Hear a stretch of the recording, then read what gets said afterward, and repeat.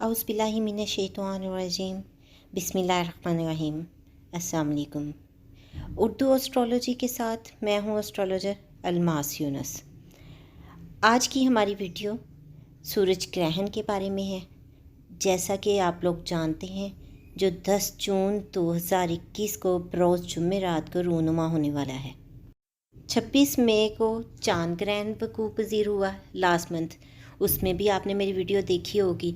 तो ये नेचुरल बात है कि जब भी सूरज ग्रहण आता है तो उसके बाद चांद ग्रहण लाजमी होता है, और अगर चांद ग्रहण हो तो उसके बाद सूरज ग्रहण लाजमी होता है। ये साल 2021 है और इसमें हम 2 सूरज ग्रहण और 2 चांद ग्रहण को देखेंगे। सूरज ग्रहण है क्या? साइंसी तौर पे हमें पता है कि जब चांद गर्दिश करता हुआ ज़मीन और सूरज के दरमियान आ जाता है तो उसकी वजह से सूरज का कुछ हिस्सा या मुकम्मल हिस्सा ज़मीन पर नज़र आना बंद हो जाता है। इसको हम सूरज ग्रहण कहते हैं।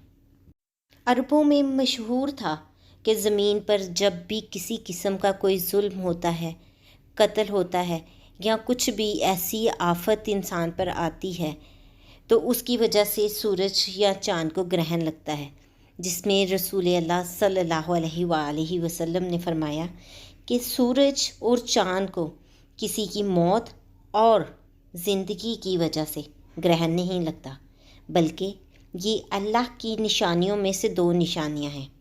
इसलिए जब तुम इनको देखो तो नमाज पढ़ो। अब इस नमाज से कौन सी नमाज मुराद है?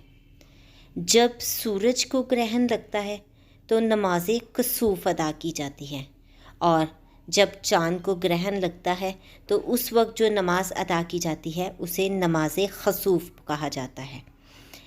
अब हम लोगों पर इस वक्त नमाज कसूफ वाजिब है। इसके अलावा हम नमाज आयात अदा करते हैं। नमाज आयात सूरज ग्रहण, चाँद ग्रहण, बारिश, आंधी, ज़लज़ला, तूफ़ान या कोई भी खौफ की सूरत हाल हो तो उस वक्त अदा करते हैं। अगर आप उस वक्त इसको अदा नहीं कर पाए किसी वजह से तो इसकी क़ज़ा भी अदा कर सकते हैं।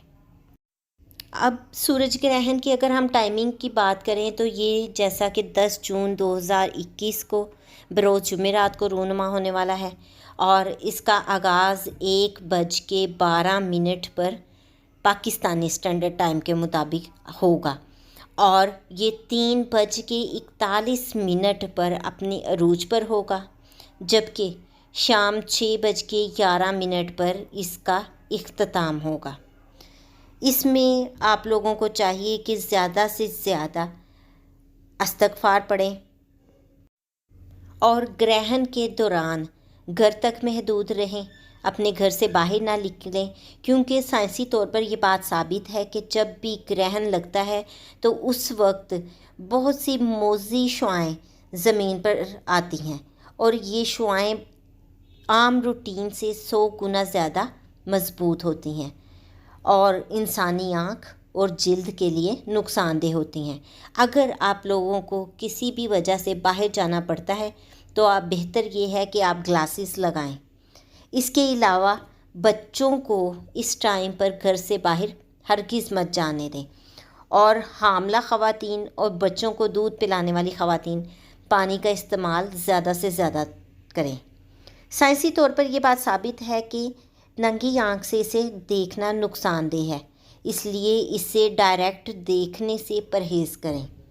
बच्चों को हरगिज़ मत देखने दें और इस वक्त में घर से बाहर हरगिज़ ना निकलने दें।